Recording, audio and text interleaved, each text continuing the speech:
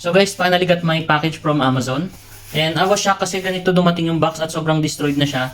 And I'm really hoping na sana okay pa yung figure sa loob. So tignan natin.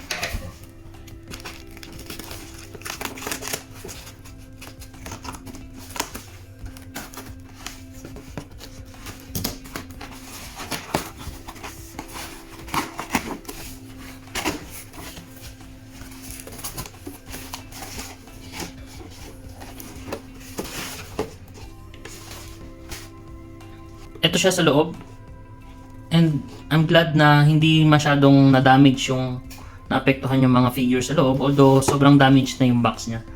Mostly normal naman to. Yung mga ganito kasi hindi talaga naiingatan. Yung mga parcels natin during the transit. Ayan. Galing siyang UK. Amazon UK. Ayan. Destroyed yung packaging, pinaka-packaging niya. But I'm glad na okay pa rin yung at intact pa din yung mga figures sa loob. So, i-unbox na natin siya. Pero tignan natin yung ayan.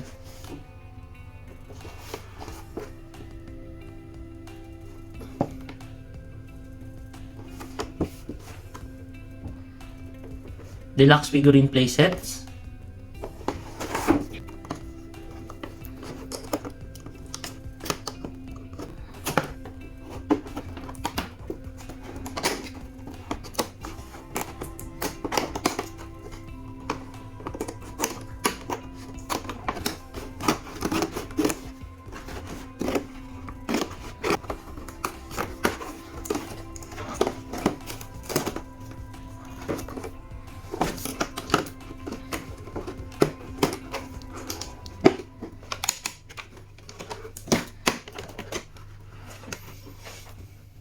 Ang bango. During my childhood, so alam niyo naman na mahilig talaga ako sa Disney movies or Disney animations. Itong movie na to, na-discover ko to during early 90s. Inaarki na namin to sa VHS. Ang Sleeping Beauty, nirelease siya year 1959. So, part siya ng Silver Age era ng Disney animation. And nagustuhan ko sa movie na to is maganda yung color palette niya yung sa movie, no. Very short film lang siya, pero simple lang din yung mga design ng character nung araw. And I'm glad they did this set. Unahin natin yung Goons. Konti lang naman yung cast of character ng Sleeping Beauty. But I'm glad na they include at least these two goons, no? Ni Maleficent. Ewan ko kung may pangalan sila. Pero alam ko wala. Hindi ko naalala na tinawag to ni Maleficent. Basta alam ko lang sila yung mga goons. Ayan. Ang ganda guys ng details. So, simple lang yung design. Pero ang ganda ng details. And very glad na in-include nila to. One of my favorite scene, sinayaw ng owl si Mary Blair or Princess Aurora. And I'm very glad also again na in-include nila to. Diba? Ito yung isa sa mga cutest and funniest part ng Sleeping Beauty movie or animation.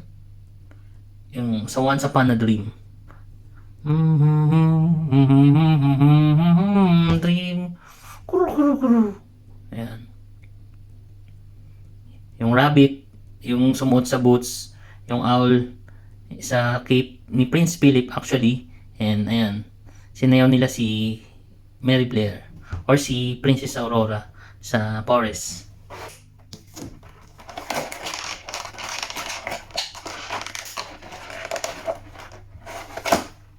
And of course, yung tatlong fairies, ayan, na kumupkop kay Mary Blair or si Princess Aurora, si Fauna, si Flora, and si Merryweather. Ewan ko sino si Flora, si Fiona, si Fauna. Ito alam ko si Merryweather.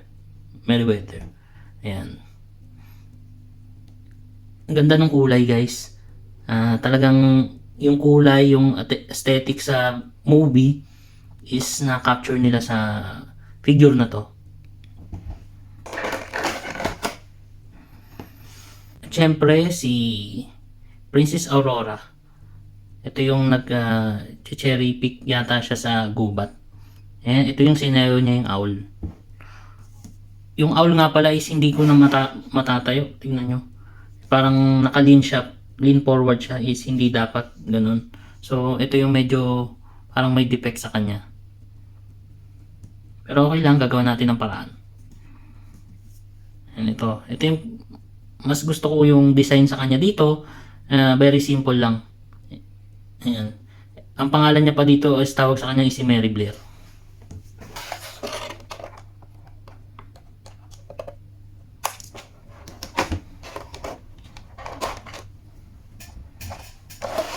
And ito yung horse ni Prince Philip, si Samson. And I'm glad they include Samson. Very simple din siya pero ang cute ng design. Ito si Samson, ayan o, may squirrel sa likod niya. Although hindi ko natandaan na nangyari ito sa movie. Pero I'm glad sinama nito to. Dagdag kulay itong squirrel sa likod niya.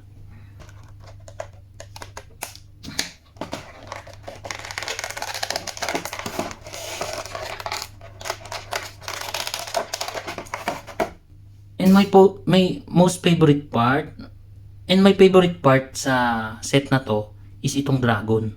I'm really glad also na sinama nila to sa set.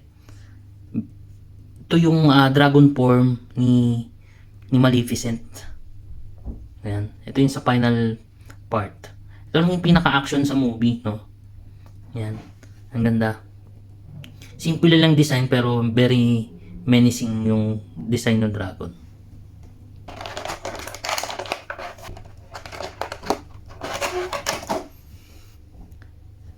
And of course, si Prince Philip. Ayan. Simpleng-simple lang yung design sa kay Prince Philip.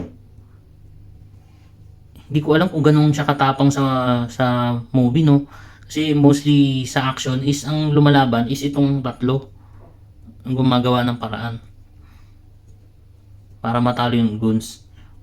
Although siya lang yung bumato ng sword sa dragon. Ayan. And I like this design also dito sa figure na to. Ayan. And yun lang naman yung inaabangan ko sa movie, yung halikan niya si Sleeping Beauty o si Princess Aurora.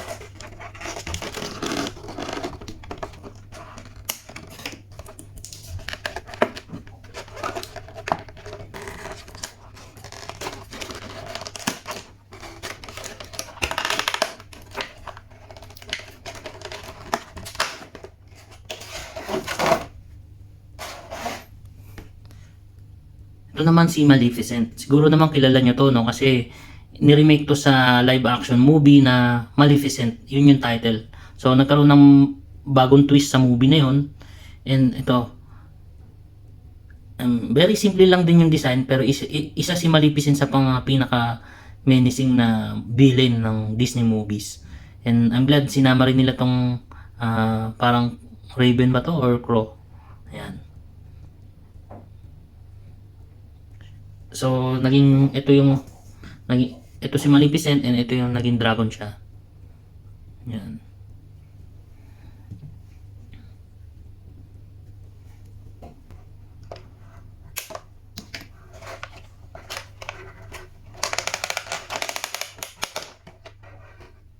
And finally, si Princess Aurora.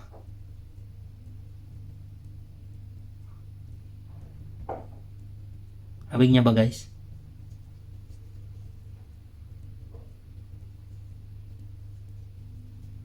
Maganda yung pagkakakulay sa kanya dito. Medyo parang glossy siya. And kumikinang. Lalo pag naiilawan, ang ganda niya.